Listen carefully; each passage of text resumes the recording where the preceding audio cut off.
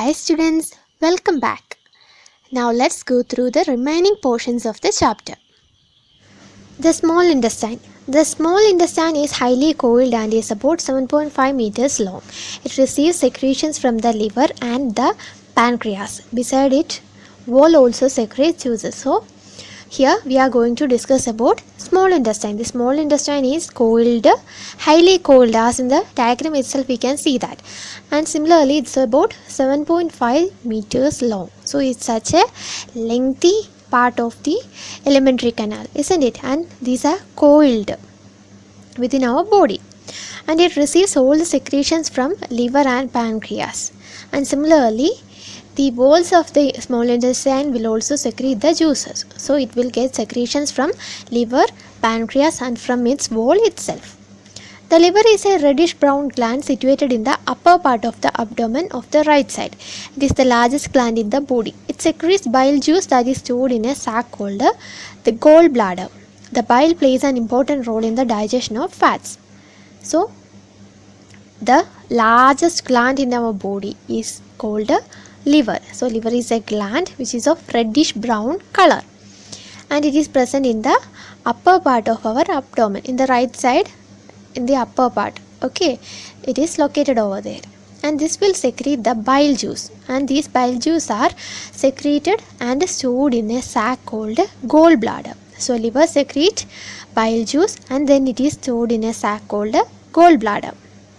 And this bile is very important for the digestion of fats. Okay, so here comes a question. What do we mean by bile juice? What is the function of this bile?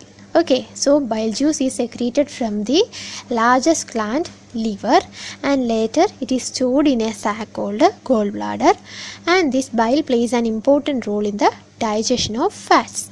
Okay. The pancreas is a large cream-colored gland located just below the stomach. The pancreatic juice acts on carbohydrates, fats and proteins and changes them into simpler form.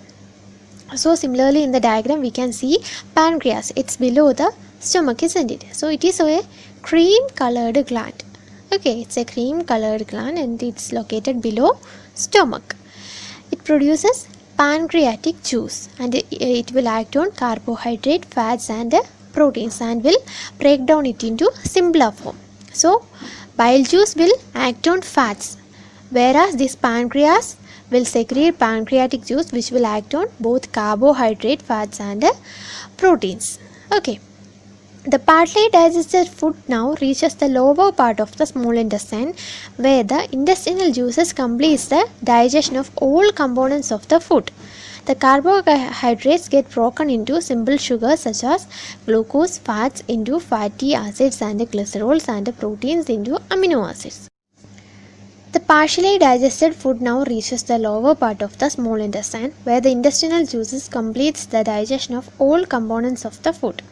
The carbohydrates get broken into simple sugars such as glucose, fats into fatty acids and glycerol and the proteins into amino acids. So the partially digested food from the stomach will reach to the lower part of the small intestine. And we know that similar to that of liver and pancreas, the walls of the small intestine will also secrete juice, the intestinal juice, isn't it? And this intestinal juice will complete the process of digestion of all the components, such as it will break down. We know that these carbohydrates, fats, proteins are complex substances and we need them to be broken down into simpler substances for their utilization by the body. So the intestinal juice will complete the process of digestion by breaking these carbohydrates into its simpler form like a sugar such as glucose. So carbohydrate to sugar, fat to fatty acids and glycerol. Similarly, proteins to amino acids. So these complex substances are broken down into simpler substances. Absorption in the small intestine. The digested food can now pass into the blood vessels in the wall of the intestine. This process is called absorption. So, we know that the digestion will take place in the small intestine, isn't it? So, after this, the digested food will pass into the blood vessels of the walls of intestine. The intestinal wall has blood vessels and through this, the digested food will pass. and this process is known as absorption. So what do we mean by absorption? The digested food can now pass into the blood vessels in the wall of the intestine. This process is called absorption. Okay. The inner walls of the small intestine have thousands of finger-like outgrowths. These are called villi. This intestinal walls also has a finger-like outgrowth which is known as villi. Okay, so here comes a question, what do we mean by villi? Okay, the finger-like outgrowths which is present in the inner wall of the small intestine are known as villi. Now let's see the role of villi. The villi increase the surface area for absorption of the digested food. So what's the role of villi? It will increase the surface area for the absorption of digested food. Each villi has a network of thin and small blood vessels close to its surface. The surface of the villi absorbs the digested food materials.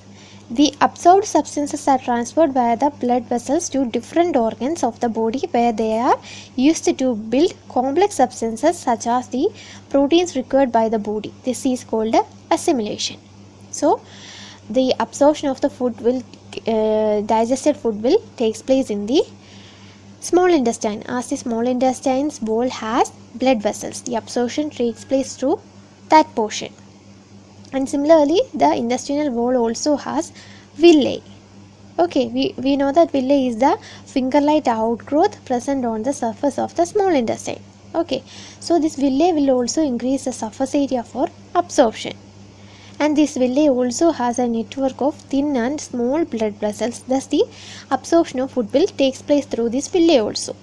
And all these absorbed substances will be transported through the blood vessels to different organs. We know that different organs need this food for their repair, growth and all, isn't it? Okay, so these absorbed substances will be transported to different organs through the blood vessels, and there these substances are used to make the complex substances such as proteins required by our body. So our body needs all these substances, and with these substances they are going to build complex substances. This process is known as assimilation. So after the absorption, the process of assimilation will takes place. The absorbed food goes to different organs through the blood vessels, and the process of assimilation will takes place. In the cells, glucose breaks down with the help of oxygen into carbon dioxide and water, and energy is released. The food that remains undigested and unabsorbed enters into the large intestine. So we have learned to put cell in our last chapter, isn't it? Do you remember that? Yes. So in this cell, the glucose will be broken down into carbon dioxide and water by oxygen. This oxygen will break down the glucose into carbon dioxide and water, and then through this process energy is released. Okay, so how energy is released? In the cells, the glucose will be broken down into carbon dioxide and water, and then energy is released by oxygen, isn't it?